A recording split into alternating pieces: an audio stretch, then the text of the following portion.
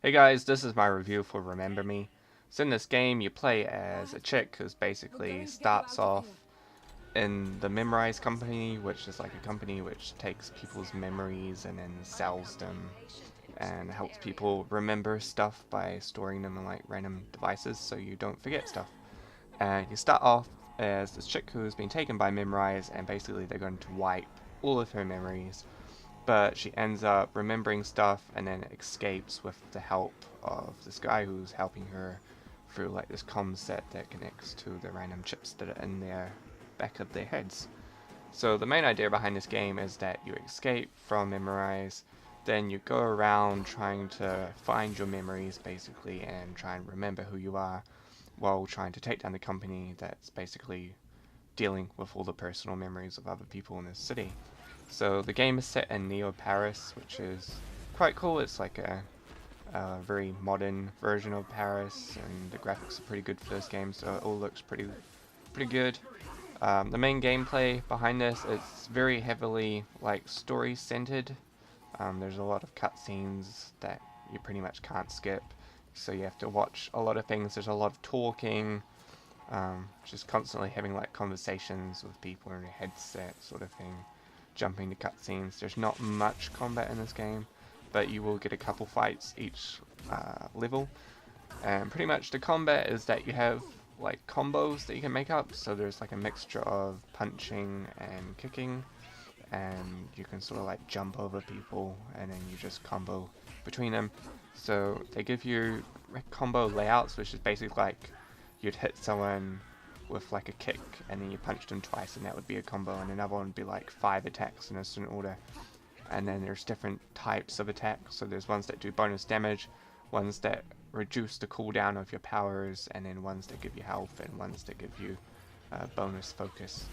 So pretty much you just do those, and you can set them up however you want as long as you follow the patterns that are pre-made.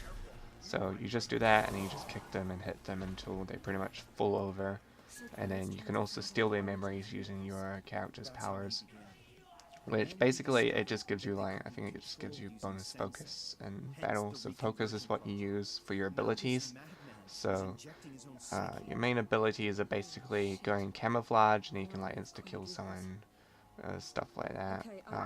The powers aren't like that good because you don't get a whole lot of focus. So pretty much you don't use them a whole heap, but they are still really useful, especially near the end of the game. You start to use them more and more.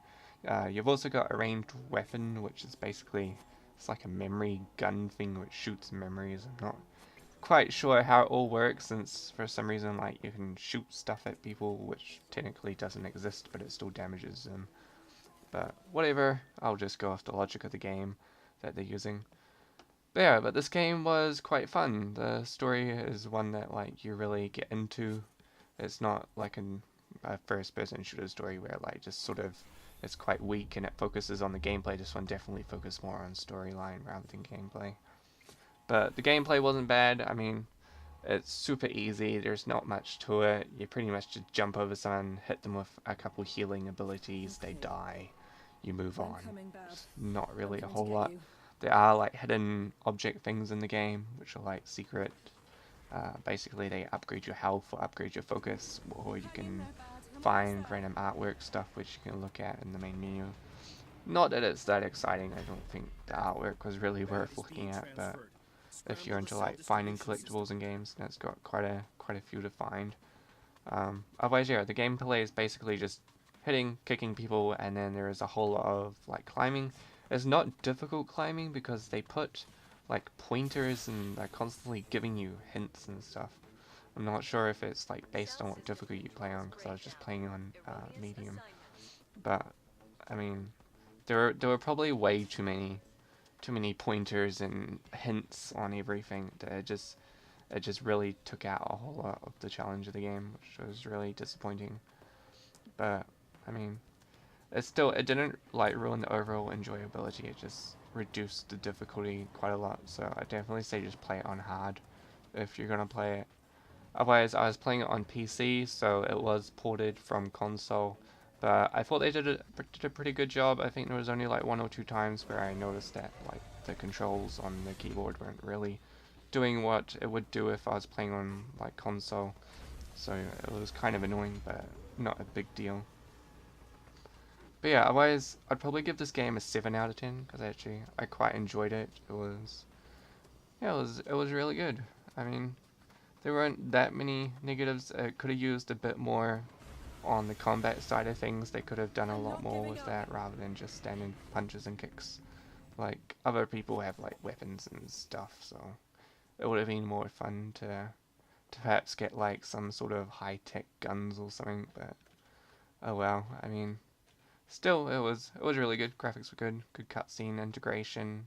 And usually they just randomly happen when you'll be like walking through a door or something, so it doesn't feel like you're stopping and having to load something.